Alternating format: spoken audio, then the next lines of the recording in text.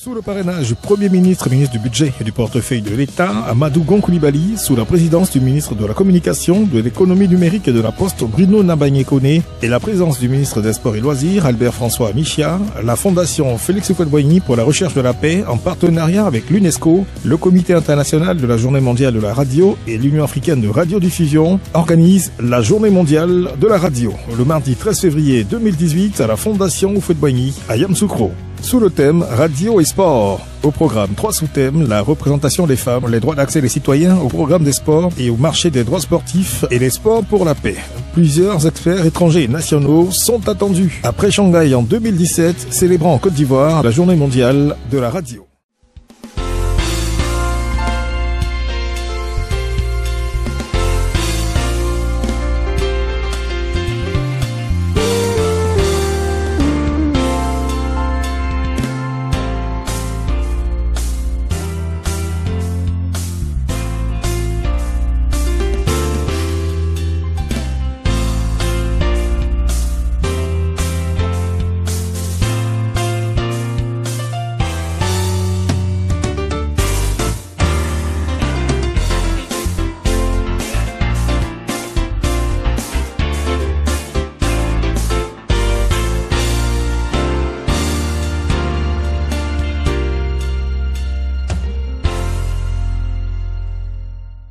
Monsieur le directeur du cabinet, représentant Monsieur le ministre de la Communication, de l'Économie numérique et de la Poste, Monsieur le directeur général adjoint de l'UNESCO, Monsieur le gouverneur du district autonome de Yamoussoukro, représenté par son directeur de communication, Monsieur le préfet de région, préfet du département de Yamoussoukro, Monsieur le secrétaire général de la préfecture de Yamoussoukro, Monsieur le représentant de l'Union africaine, Monsieur le directeur général de l'UAD, Monsieur le directeur exécutif de Smart Africa, Monsieur le secrétaire général de la Fondation Félix Houphouët-Boigny pour la recherche de la paix, Monsieur le directeur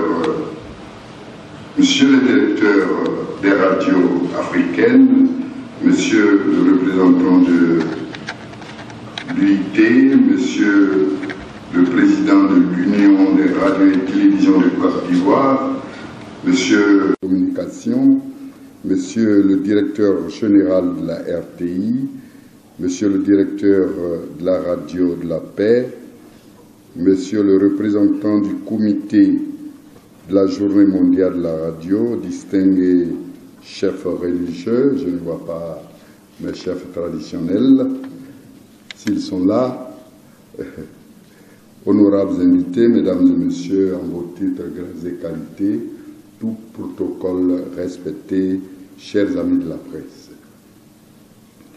Permettez-moi qu'au nom du conseil municipal et en celui de M. Kwaku Nyrangwe Kwadjo Jean, maire de la commune de Yamoussoukro, empêché que j'ai l'honneur de représenter à cette cérémonie, de vous souhaiter la cordiale bienvenue à Yamoussoukro, cité de la paix. Monsieur le maire me charge de vous transmettre, mesdames et messieurs, ces salutations distinguées et aussi de vous témoigner toute son infinie gratitude pour cette marque d'attention à son endroit en l'associant à cette cérémonie de dimension internationale.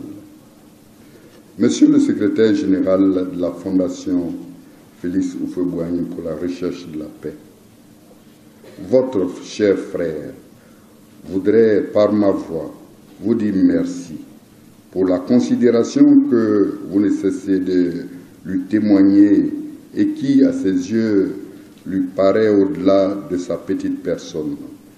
Il vous en remercie très sincèrement. La cérémonie qui nous réunit ce matin a pour thème central la Journée mondiale de la radio, qui sera meublée par 3 sous-thèmes. Ces sous-thèmes nous semblent être d'actualité. Dès lors, ils devraient retenir sans nul doute l'attention de chacun de nous. C'est pourquoi nous voudrons accorder une attention assez particulière à cette journée que vous organisez pendant ces 2 jours à Yamoussoukro. Cette journée nous démontre de l'importance de la radio, véhicule de tout événement dans la vie d'une organisation, d'une société, d'une nation, etc. Mesdames et messieurs, nous gardons une oreille attentive non seulement au déroulement de vos activités, mais aussi et surtout ce qui sera retenu en faveur de la radio, puissant moyen par excellence d'information. Convaincu que votre journée connaîtra le succès que vous attendez, nous souhaitons donc bons travaux et bon séjour à toutes et à tous à Yamoussoukro, ville de paix. Je vous remercie. L'opération des Nations Unies de Côte d'Ivoire, l'ONUCI, qui est partie, on dira. Nous allons recevoir donc une des sommités, la première entité de cette maison, la Fondation Houphouët-Boigny. J'ai nommé monsieur, que dis-je, le professeur Jean-Noël Loukou. Applaudissements pour le professeur Jean-Noël Loukou. Premier ministre, chef du gouvernement. Monsieur André Apete, représentant monsieur le ministre Bruno Nabayé-Koné, ministre de la Communication, de l'économie numérique et de la Poste. Monsieur Ido Yao, représentant de la directrice générale de l'UNESCO. Son Excellence Denis Houphouët-Boigny, délégué permanent de la Côte d'Ivoire à l'UNESCO. Monsieur le préfet du département de Yamoussoukro. Monsieur le représentant du directeur général de la radiodiffusion télévision ivoirienne. Monsieur Giacomo Mazzone, coordonnateur du comité de la Journée mondiale de la radio, membre de l'Union européenne de radiodiffusion. Monsieur Grégoire Ndiaka, directeur général de l'Union africaine de radiodiffusion. Monsieur Ali Drissa Badiel, représentant de l'UIT pour l'Afrique de l'Ouest. Monsieur Mohamed Soumana Maïga, représentant du réseau de l'audiovisuel d'Afrique francophone. Monsieur le représentant du maire de la commune de Yamoussoukro, Révérend Père Alatin, recteur de la basilique Notre-Dame de la Paix. Mesdames et messieurs les directeurs régionaux, mesdames et messieurs les directeurs et chefs de service, honorables invités, chers élèves et étudiants, professionnels des médias publics et privés, mesdames, messieurs. La célébration de la Journée mondiale de la radio dans notre fondation intervient 15 jours après le lancement de l'année Houphouët-Boigny, destinée à commémorer le 25e anniversaire de la disparition du premier président de la République ivoirienne. Grand communicateur qui savait utiliser toutes les ressources offertes par les médias audiovisuels, un des pères fondateurs de l'URPNA, l'Union des radiodiffusions et télévisions africaines, Félix Houphouët-Boigny, se serait sans doute réjoui de la tenue de ces assises en ces lieux qu'il voulait centre de rencontres, d'échanges et de paix.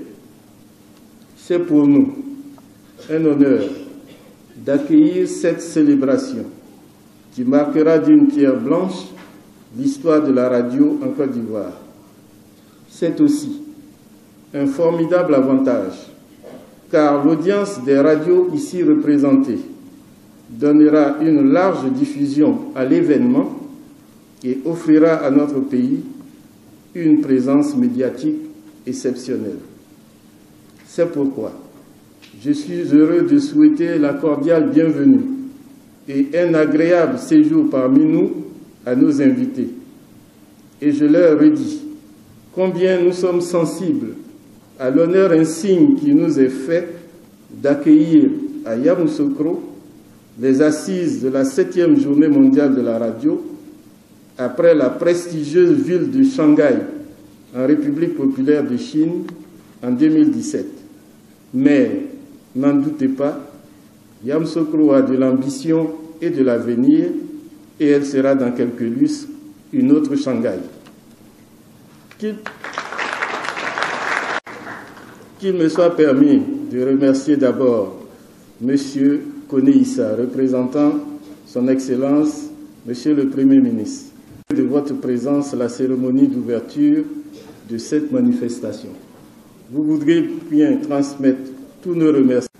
Vous demanderez également à Monsieur le Premier ministre de transmettre à son Excellence Alassane Ouattara reconnaissance pour son soutien décisif qui nous a permis d'organiser cette journée.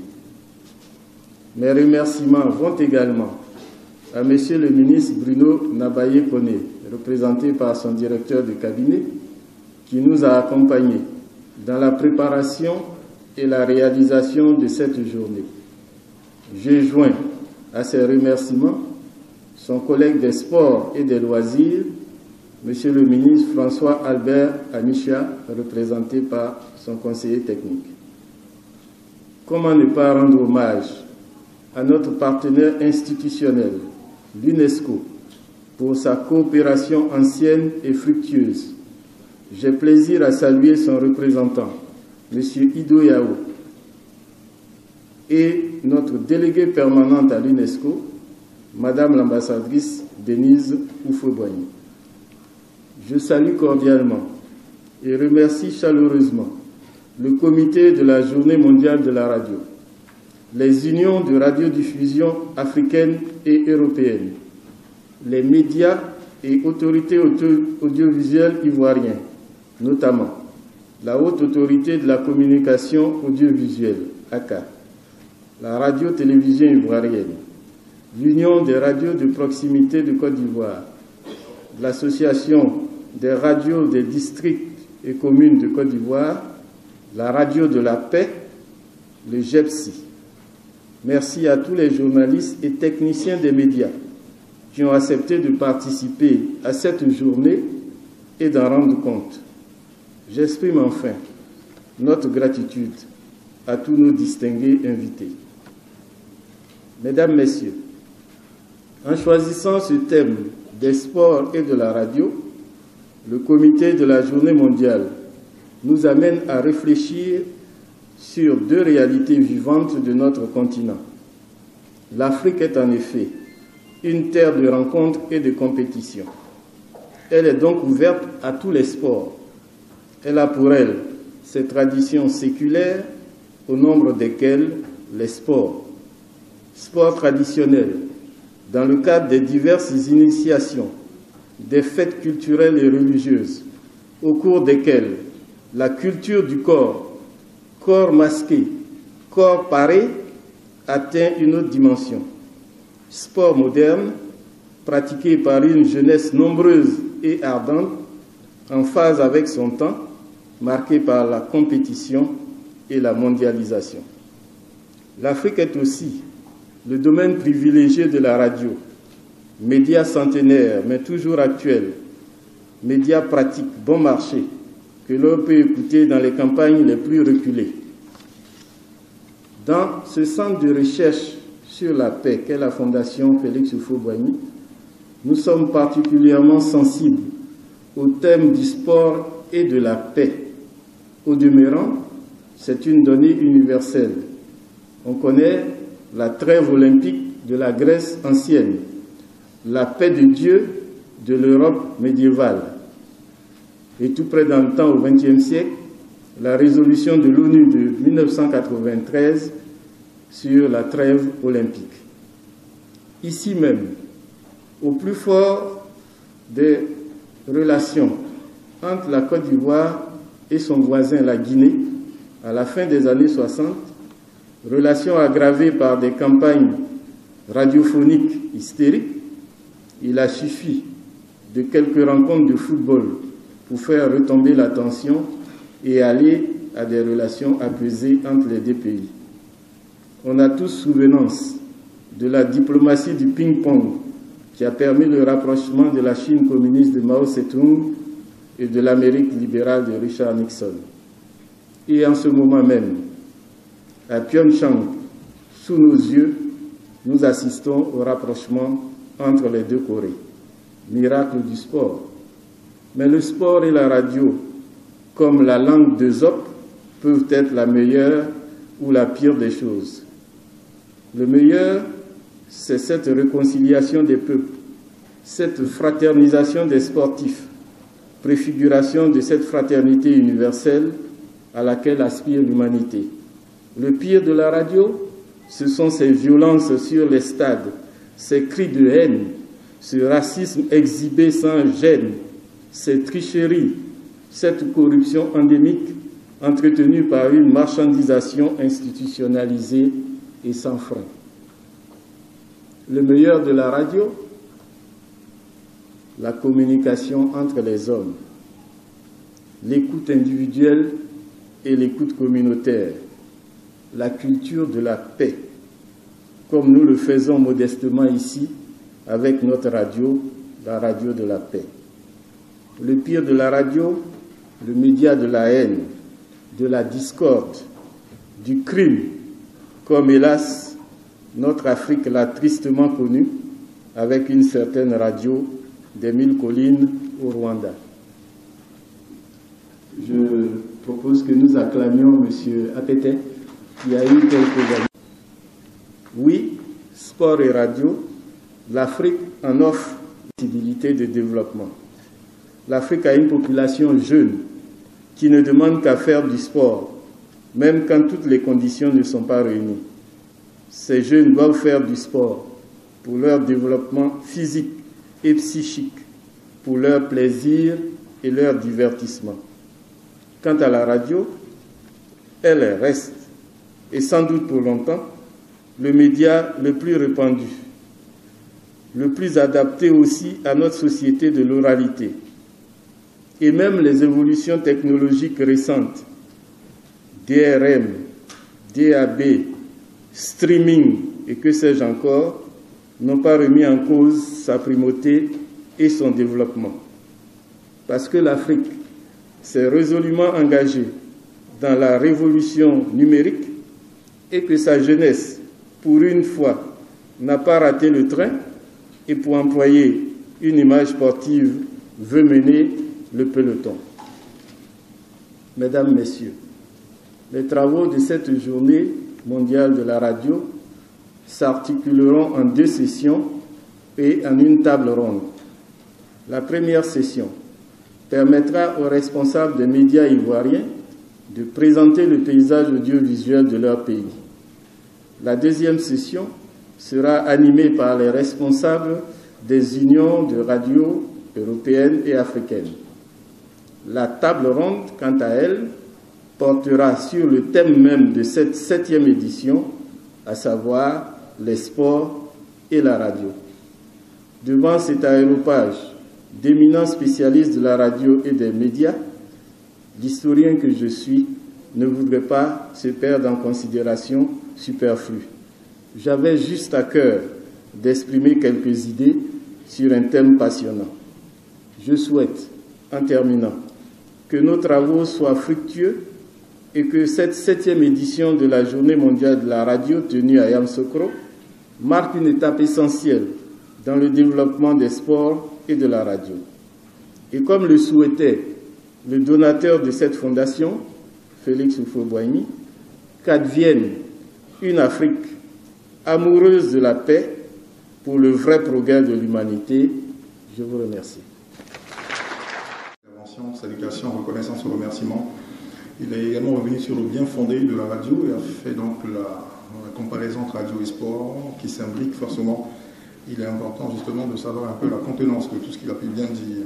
Il a survolé un peu le programme de cette journée. Permettez que je vous donne dans les détails ce qui sera fait en ce jour. Au niveau des allocutions, nous aurons en quelques instants celle de M. Ido Yao, suivi de Mazone Giacomo. Vous aurez M. Grégoire Mdjaka, le représentant du ministre de la Communication, que nous avons entre-temps pu recevoir, M. André Apété, et nous allons terminer cette première séquence avec le représentant du Premier ministre, M. Koneïssa, qui représente le ministre Amadou Gon Coulibaly. Enfin, le Premier ministre, le ministre du Budget et du portefeuille de l'État, chef du gouvernement. Nous aurons notre première session avec les orateurs nationaux. Monsieur le représentant du ministre de la Communication, Monsieur le représentant du ministre des Sports, Excellence Madame l'ambassadrice, déléguée permanente de la Côte d'Ivoire auprès de l'UNESCO, Monsieur le représentant du gouverneur,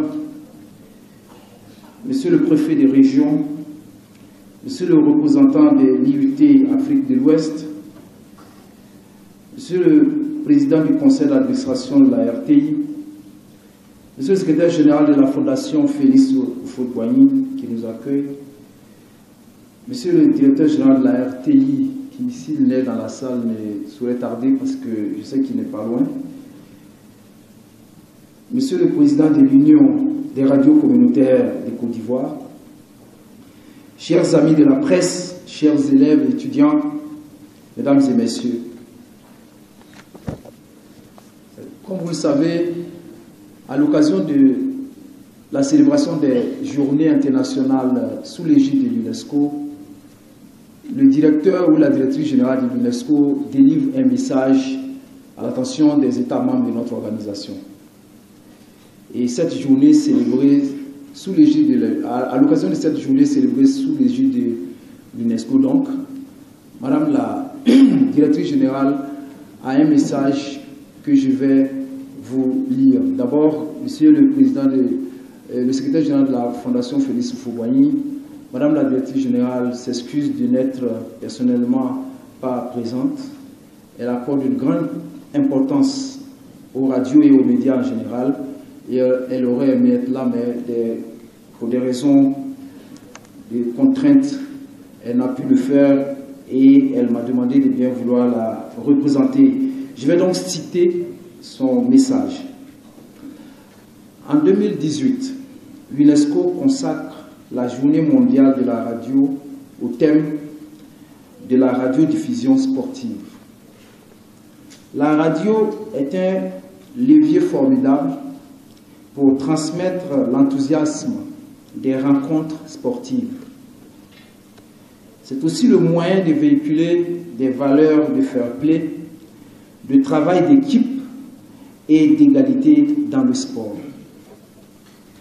La radio peut aider à combattre les stéréotypes racistes et xénophobes qui s'expriment, hélas, sur les terrains et en dehors. Elle permet aussi de couvrir un large éventail des sports traditionnels, bien au-delà des équipes d'élite. Elle a une chance de faire vivre la diversité comme une force de dialogue et de tolérance, et la lutte pour l'égalité des genres est au centre de cet effort. Selon le rapport mondial de suivi des médias soutenu par l'UNESCO, seulement 4% du contenu sportif dans les médias est consacré au sport féminin et seulement 12% des informations sportives sont présentées par des femmes. L'UNESCO œuvre à améliorer la couverture des sports féminins, à lutter contre la discrimination sexuelle sur les ondes et à défendre l'égalité des chances dans les médias sportifs. La tâche est immense. En cette journée mondiale de la radio, mobilisons-nous pour faire de la radio un média toujours plus indépendant et pluraliste. unissons nos forces pour célébrer le potentiel de la radio sportive pour le développement et pour la paix durable. Fin des citations, Madame Azoulay.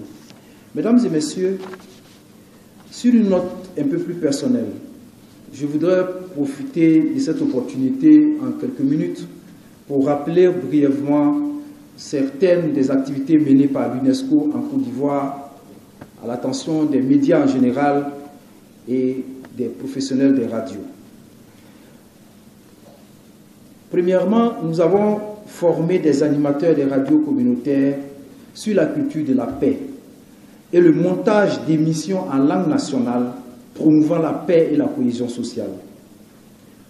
Plus de 150 animateurs de radios communautaires ont été formés lors d'ateliers que nous avons organisés à Gagnoa, Yamoussoukro et Dabou.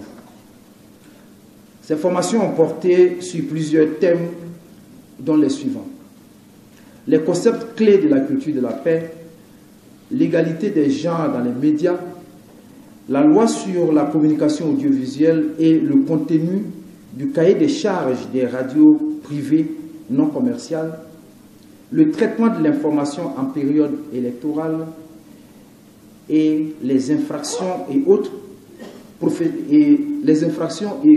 fautes professionnelles dans la couverture des élections. Deuxièmement, nous avons fait des formations à l'attention des journalistes sur le développement durable autour du thème médias, changement climatique et éducation pour le développement durable. En effet, au regard de l'importance du changement climatique de nos jours et des défis qui y sont liés, et notamment les défis auxquels les populations sont confrontées en matière de développement durable, il apparaît la nécessité de donner l'information juste aux populations sur les causes du changement climatique et les actions d'atténuation-adaptation. Nous avons estimé qu'il était nécessaire que les professionnels des médias puissent comprendre le changement climatique et ses défis et ses implications afin de mieux communiquer sur cette thématique d'importance. Troisièmement, nous avons offert des formations sur les mécanismes de sécurité et les stratégies de protection des journalistes en période électorale, qui a permis à plus de 40 journalistes, dont 20 femmes, de renforcer leurs compétences sur la question et d'éviter de se mettre en danger lors des couvertures médiatiques. Enfin, et pas seulement, nous avons fait des formations à plus de 200 journalistes sur le code de déontologie et nous avons produit une version allégée, une version poche que nous distribuons actuellement aux professionnels des médias pour le respect de leur code. C'est sur ce, et en souhaitant plein succès à la célébration de cette journée, que je voudrais vous remercier de votre aimable attention. Je est revenu sur une information importante, c'est bien la communication de la première représentante de l'UNESCO à travers le monde, sa responsable, et puis il a ensuite évoqué les différentes activités menées par l'UNESCO en faveur de la promotion de la radio. Sans plus tarder, je vais faire intervenir au pupitre le représentant du comité de la Journée mondiale de la radio. Il est de l'Union européenne de radiodiffusion et des milliers de kilomètres venus en Côte d'Ivoire pour célébrer la radio. Mesdames et messieurs, j'aimerais qu'on réserve une salle d'applaudissements pour M. Mazzoni Giacomo. Applaudissements pour M. Mazzoni Giacomo. Je remercie tous les participants à cette journée. Je remercie les autorités qui sont présentes, qui ont pris le temps et ils ont dépensé leur attention vis-à-vis de ces thèmes sur lesquels nous voulons attirer l'attention de tout le monde. Je remercie en particulier mes confrères de l'UIT et de l'UNESCO. C'est grâce à eux qu'on a pu créer la Journée mondiale de la radio. Et je rappelle que ça arrive après avoir créé la Journée mondiale de la télévision et la Journée mondiale de l'Internet. Et à un certain moment, on s'est dit, mais pour quelle raison on célèbre deux médias puissants et importants, mais on ne célèbre pas les médias qui est le plus ancien, le plus répandu, qui est écouté par tout le monde et qui est le plus démocratique, au fond. Et donc, c'est une initiative du gouvernement espagnol qui a été après accueillie par l'Union européenne de radio-télévision et toutes les unions de World Broadcasting Union. Et grâce à l'UIT et à l'UNESCO, on a réussi à couronner ce rêve dans peu de temps. Je suis très content de ça et très fier. Et donc, je suis particulièrement ému d'être ici aujourd'hui. Non seulement car on me dit qu'en tant que Sicilien, je suis le plus au nord des Africains, mais aussi car je pense que c'est ici qu'on voit vraiment l'importance de la radio. C'est-à-dire que c'est ici qu'on voit comment la radio permet à tout le monde d'être connecté, de pouvoir être informé, de pouvoir accéder à l'information, même dans les lieux les plus déperdus d'un pays, même au-delà des difficultés orographiques et de la conformation d'un pays. Donc, c'est particulièrement important d'être ici. Et c'est particulièrement important d'être ici car les premières années, on a célébré ça surtout en Europe. L'année dernière, on l'a célébré en Chine. Et cette année, finalement, on arrive en Afrique. On aurait voulu commencer par ici, mais malheureusement, on n'a pas réussi à cause de difficultés diverses et variées. Je suis particulièrement content que la Fondation Houphouët-Boigny a pris le défi et a accepté de jouer ce rôle cette année. Important surtout pour notre dimension, car elle introduit une dimension, c'est la dimension de la paix, qui est très importante. Même si cette année on célèbre le sport et radio, la clé de lecture qu'on a donnée quand on s'est réunis dans le comité de la radio pour discuter, ça a été que la condition pour célébrer cette année le sport, c'était que c'est le sport comme vecteur de paix et de dialogue. Car c'est effectivement très simple de pouvoir tourner à la vinaigre quand on fait des commentaires sportifs. Ça dépend beaucoup du médiateur, c'est-à-dire on peut utiliser la radio pour exciter les âmes des uns contre les autres, d'un club contre un autre, d'un pays contre un autre, mais aussi on peut faire le contraire, c'est-à-dire on peut, comme M. Loukou nous a rappelé, moi je ne me souvenais plus que le sport a permis, jouer des matchs a permis d'éviter des guerres. Je pense que c'est très important et donc met l'accent sur le rôle des médiateurs. Ici, il y a des journalistes ou des gens qui veulent devenir journalistes.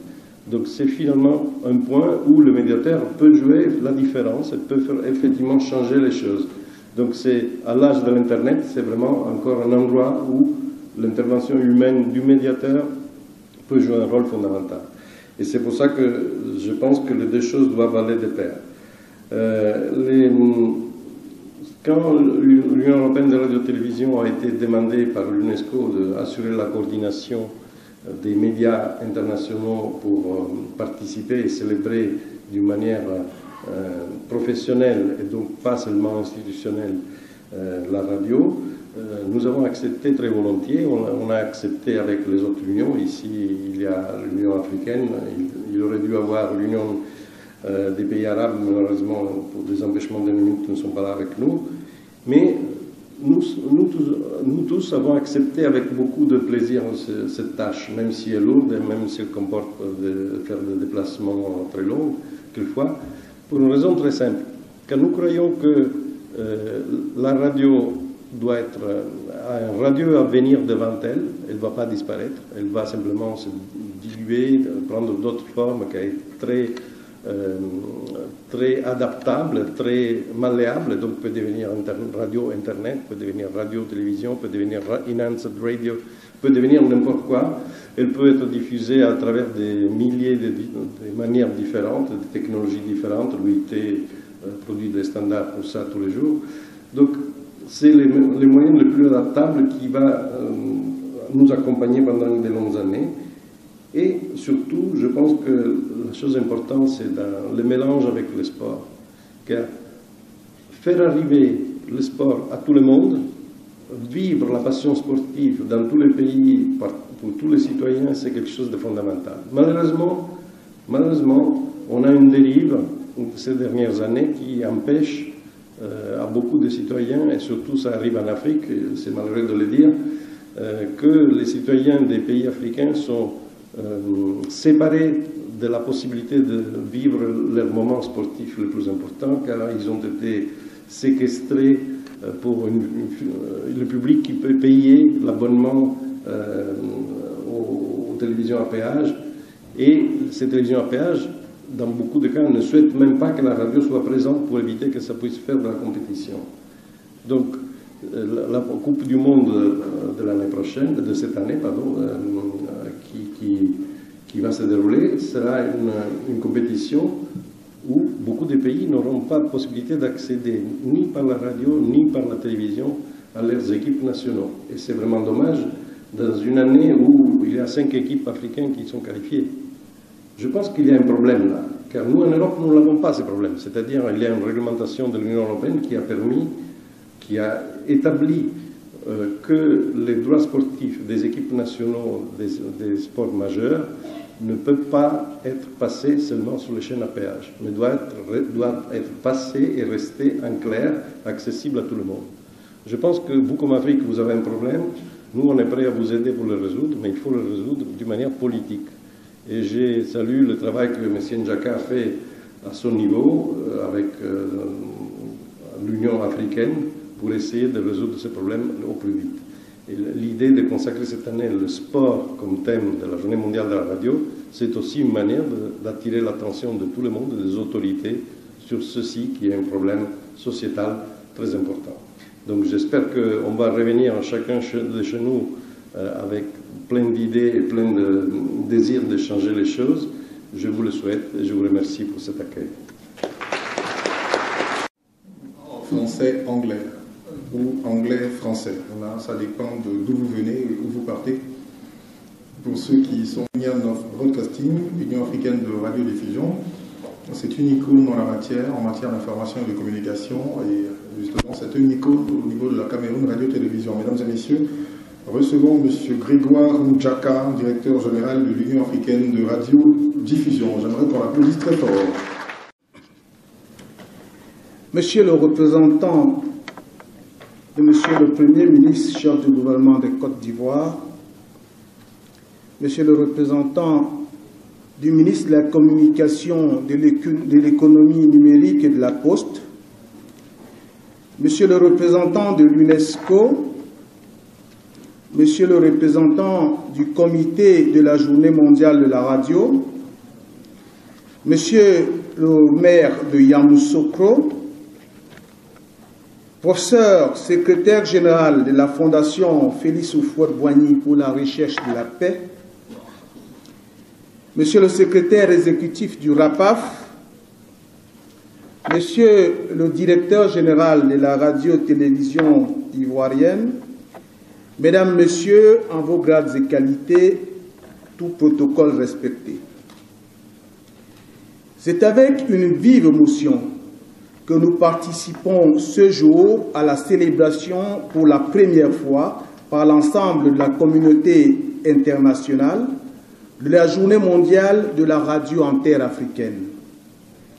L'émotion est d'autant plus grande que celle-ci est organisée ici en Côte d'Ivoire, dans la ville où a vu naître il y a quelques décennies le président Félix Houphouët-Boigny, premier président de la Côte d'Ivoire, mais aussi, les gens ne le savent pas, père fondateur de l'UTNA, dont de l'UAR que j'ai le privilège de diriger.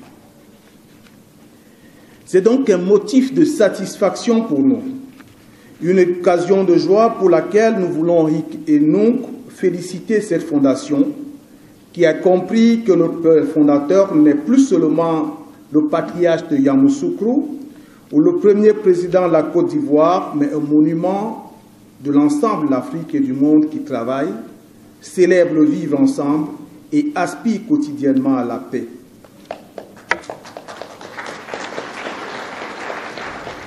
Ce monde qui aspire à la paix, une paix qui n'est pas seulement absence de guerre, croyez-moi, mais une paix qui est promotion de l'homme total. Monsieur le représentant du Premier ministre et chef du gouvernement, je voudrais, au nom de tous les communicateurs d'Afrique, vous prier de bien vouloir transmettre à l'ensemble de votre gouvernement et au président de la République de Côte d'Ivoire, son Excellence Alassane Ouattara, notre gratitude et notre reconnaissance appuyée pour avoir permis ce rassemblement sur cette terre bénite de Côte d'Ivoire. Ladies and gentlemen, it is indeed timely to talk about radio and sport in the world, in general and in Africa in particular. Radio remains the mother of media in Africa, a continent of orality. Radio has always highly contributed to the promotion of sport and peace.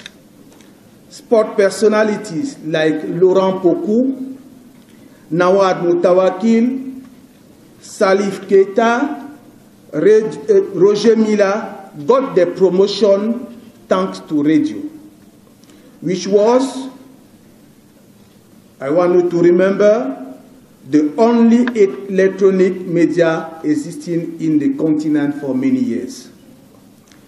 Radio was enhancing sport, bringing together populations, preaching peace and prosperity of the continent. Radio was a popular medium. It was common to find families around only one radio set, listening to football match or making comments about a football match. Today again, radio remains one of the bigger means of sport enhancement over our continent. Radio journalists are spreading good news of peace and coming together during the sport report. But will this situation continue? Believe me, I doubt.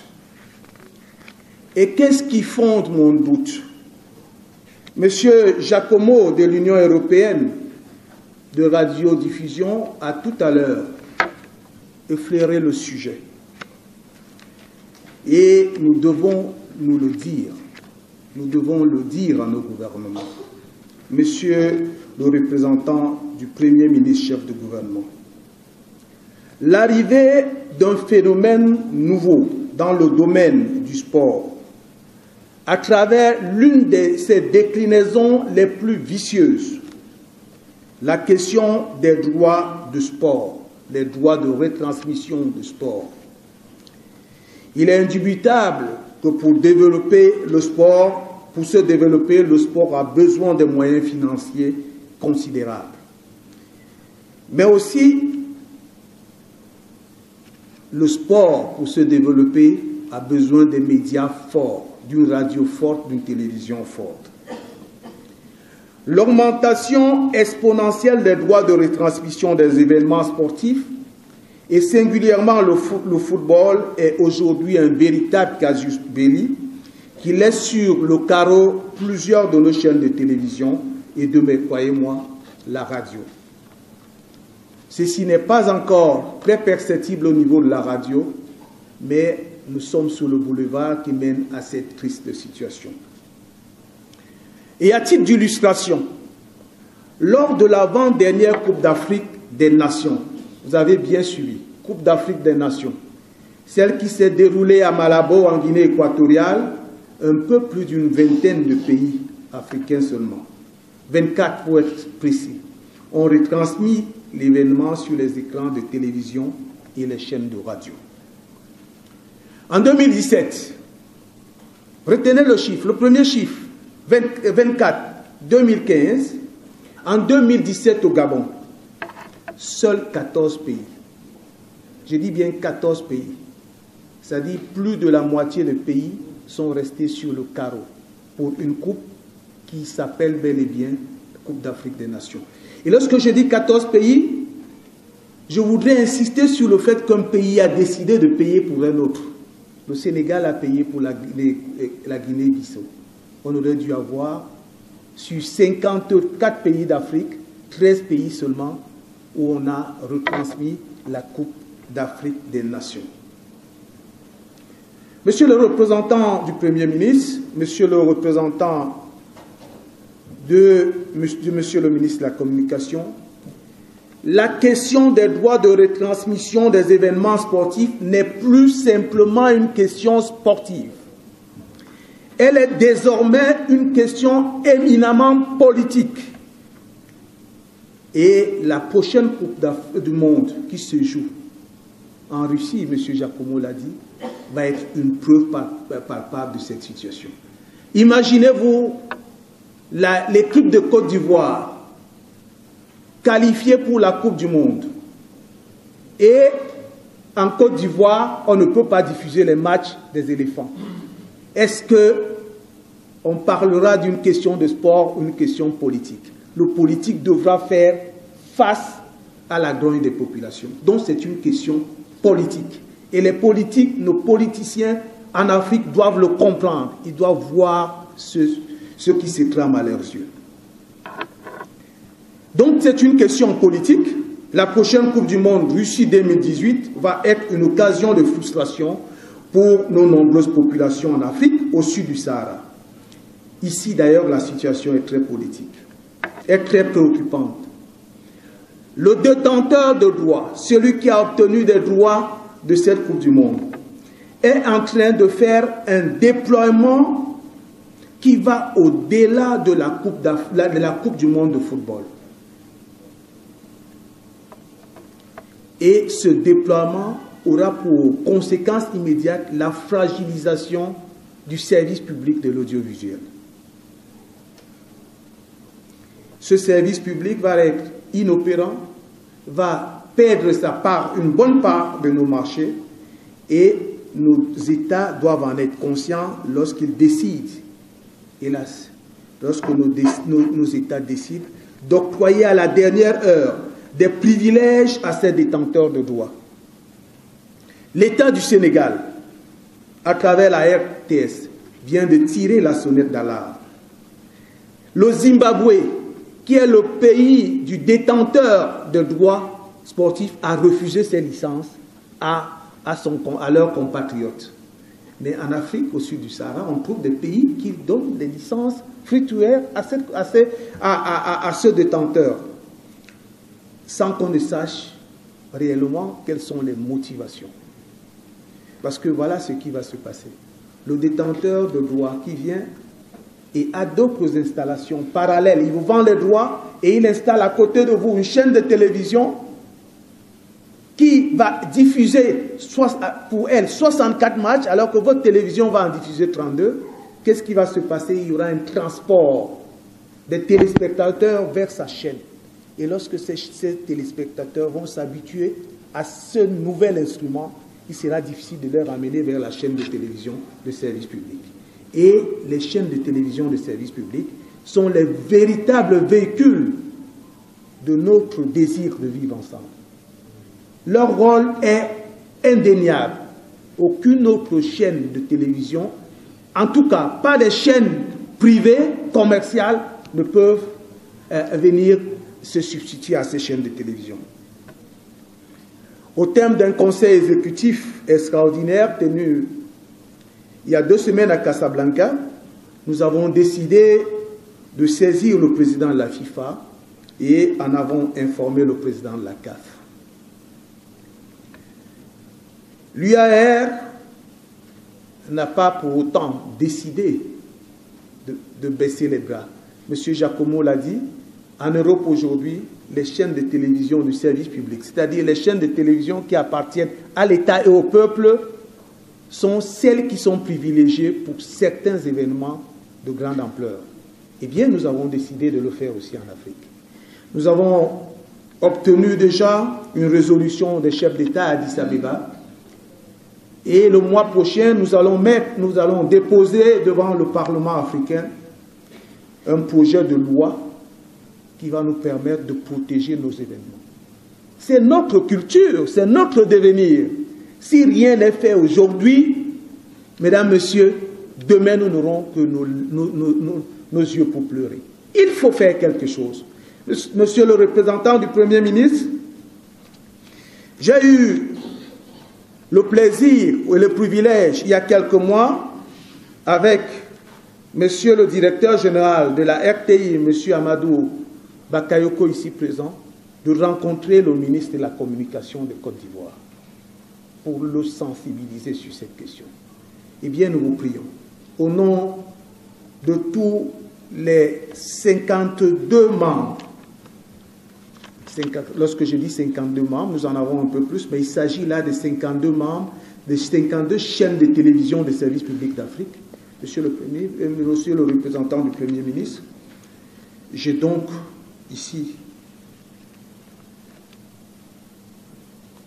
le privilège, l'humble privilège de vous prier de transmettre au chef du gouvernement cette préoccupation et notre désir d'avoir un soutien de l'État de Côte d'Ivoire. Nous avons déjà le soutien de beaucoup de pays. Ceux qui écoutent la radio et la télé ont vu la sortie et la déclaration publique du président Macky Sall sur cette question. Et nous allons nous retrouver dans quelques jours, dans 3 semaines, à Kigali au Rwanda, autour du président Kagame, pour en parler. Nous sollicitons le soutien de l'État de Côte d'Ivoire pour nos populations, pour ceux qui n'ont pas d'argent. Voyez-vous, plusieurs d'entre nous sont nés dans des villages. Et là-bas, il n'y a même pas d'électricité. Mais il y a les radios, il y a des piles. Lorsque ces personnes ne pourront même plus écouter à la radio des reportages sur les matchs de football de leur équipe, vous comprenez qu'ils ne feront plus partie de la communauté nationale. C'est donc une question éminemment politique. Au terme de mon intervention, je voudrais dire ici au professeur Jean-Noël Lecou, secrétaire général de la Fondation Félix Houphouët-Boigny, notre sincère gratitude, notre admiration pour le travail qui est fait ici dans cette fondation de notre patriarche, et lui dire que nous serons toujours à ses côtés. Nous serons toujours à vos côtés, professeurs locaux, pour faire triompher les idéaux pour lesquels notre père fondateur, Félix Houphouët-Boigny, a consacré l'ensemble de sa vie, c'est-à-dire pour le mieux-être de l'homme et de l'homme total. Je vous remercie.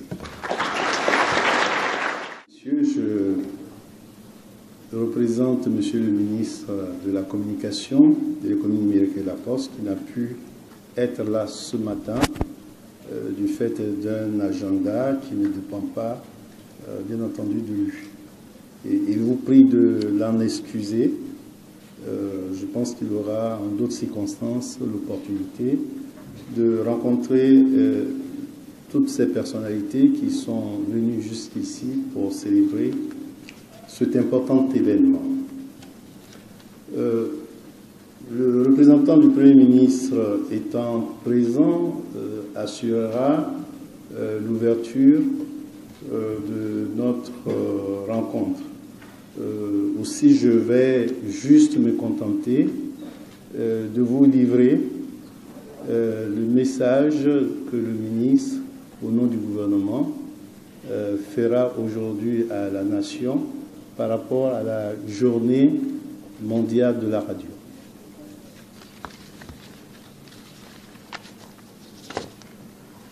La Côte d'Ivoire, à l'instar des autres États membres de la communauté internationale, célèbre ce 13 février 2018 la journée mondiale de la radio.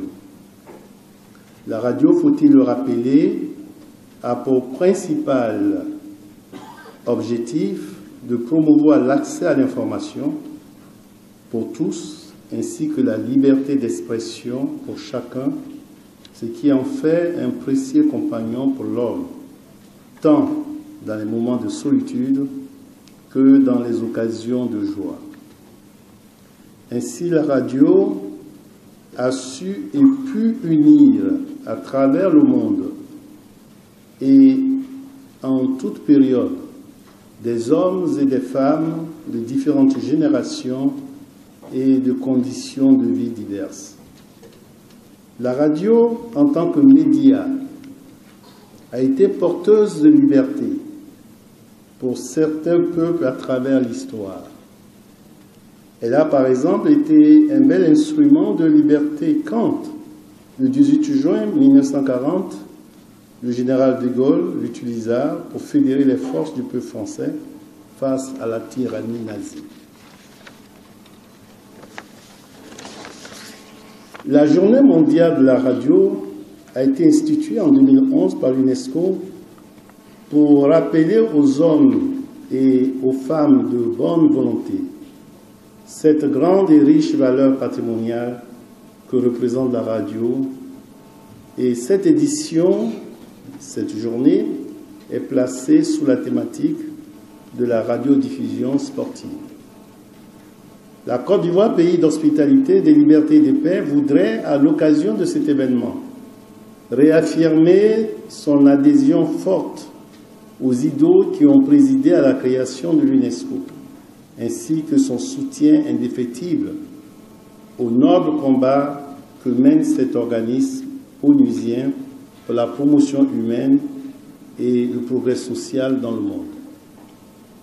L'édition 2018 de la Journée mondiale de la radio s'inscrit en droite ligne de la construction d'un monde nouveau, le sport, facteur de rapprochement entre les humains, est promu et sublimé par la radio, médium universel, agile, inclusive, accessible de partout. Engageons-nous à faire de nos radios des instruments de rapprochement, de paix et de développement dans l'intérêt réaffirmé de nos peuples.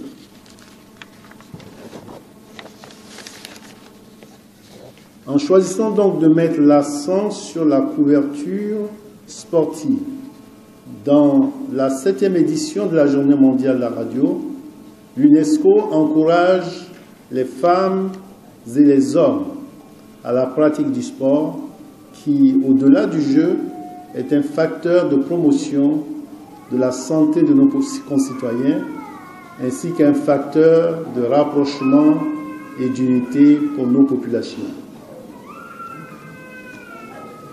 La Côte d'Ivoire, pour sa part, perçoit le message de la Direction générale de l'UNESCO comme un plaidoyer pour mieux transmettre aux générations actuelles et futures l'enthousiasme que suscite la pratique des sports, mais aussi la chance de mieux vivre la diversité à travers le dialogue et la tolérance. Par la radio et le sport, ce sont également les valeurs de fair play qui sont véhiculées en même temps que sont bannis les stéréotypes liés à la race, à la religion et au sexe. Faisons en sorte que la radio porte aussi loin que possible les messages qui prônent des valeurs d'égalité, le soutien aux personnes isolées, fragiles et discriminées, la protection des enfants. À travers la radio, engageons-nous davantage aux côtés de l'UNESCO pour assurer des programmes d'alphabétisation pour tous, de formation et d'éducation pour notre jeunesse. Œuvrons plus fortement pour une société plus inclusive et travaillons pour le progrès de l'humanité. Je vous remercie. Je viens de vous délivrer la déclaration que le ministre a faite au nom du gouvernement, lesquelles déclarations seront bien entendu diffusées sur nos radios, mais également sur nos chaînes de télévision au cours de cette journée. Je m'en voudrais si je ne saluais pas le représentant de l'Union internationale des télécommunications. Peut-être que beaucoup de gens ne le savent pas. Cette organisation, sœur de l'UNESCO, puisque toutes deux sont des institutions spécialisées des Nations Unies, est la plus vieille des années 1865. Hein? Elle est plus vieille que la mère qui la porte. Vous voyez, ça arrive. Et je le dis parce que sans aide de recherche, tout ce que nous avons comme médias sonores, audibles, n'aurait pas existé. Le port de transmission n'aurait pas existé. Tous ces satellites qui nous entourent, c'est elle qui les gère et qui leur donne vie. Et c'est bien entendu elle, et à elle que nous devons également grandement l'existence de la radio dans sa configuration actuelle. Je vous salue. Et lui va intervenir pour donner un élément descriptif du paysage audiovisuel en Côte d'Ivoire. Dernière séquence de notre cérémonie d'ouverture, c'est l'intervention de M. Kone Issa, chargé d'études à la primature. Il représente son Excellence Amadou Gon Coulibaly, Premier ministre de Côte d'Ivoire, ministre du budget et du portefeuille de l'État. Il va également ouvrir cette journée mondiale de la radio. Je demande qu'on réserve des ovations à M. Koné Issa, s'il vous plaît. Monsieur le ministre de la Communication, de l'économie numérique et de la Poste, Monsieur le représentant du ministre des Sports et des Loisirs, Madame l'ambassadrice déléguée pour l'UNESCO, Monsieur le représentant du gouverneur du district autonome de Yamoussoukro, Monsieur le préfet de région de Yamoussoukro, Monsieur le représentant du maire de Yamoussoukro, Monsieur le DG, le directeur général de l'AUB, Monsieur le président du conseil d'administration de la RTI, Monsieur le directeur général de la fondation Félix Houphouët-Boigny, j'ai nommé le professeur Noël Loukou, Monsieur le directeur général de la RTI, Monsieur le président de l'Union des radios communautaires de Côte d'Ivoire, Messieurs les présidents de toutes les structures de régulation de la presse en Côte d'Ivoire, Monsieur le directeur général adjoint de la radio de la paix, Éminence les chefs religieux, très chers élèves et étudiants, chers amis de la presse, Mesdames et Messieurs, au nom de Monsieur le Premier ministre, ministre du Budget et du portefeuille de l'État, chef du gouvernement, je voudrais saluer toutes ces grandes dames et tous ces grands messieurs qui nous ont donné du plaisir depuis notre enfance à travers le médium qu'est la radio. Tout le monde le sait, autour d'une radio, des familles, des amis se retrouvaient pour écouter telle émission ou tel autre journaliste pour nous apporter la joie. C'est vrai que la radio a fait aussi des choses qui n'étaient pas intéressantes, mais il faut retenir le rôle premier pour lequel il est venu, c'est-à-dire éduquer, informer, cultiver les populations afin que celles-ci puissent, j'allais dire, adopter les bons comportements qu'il faut afin que la société avance pour le mieux.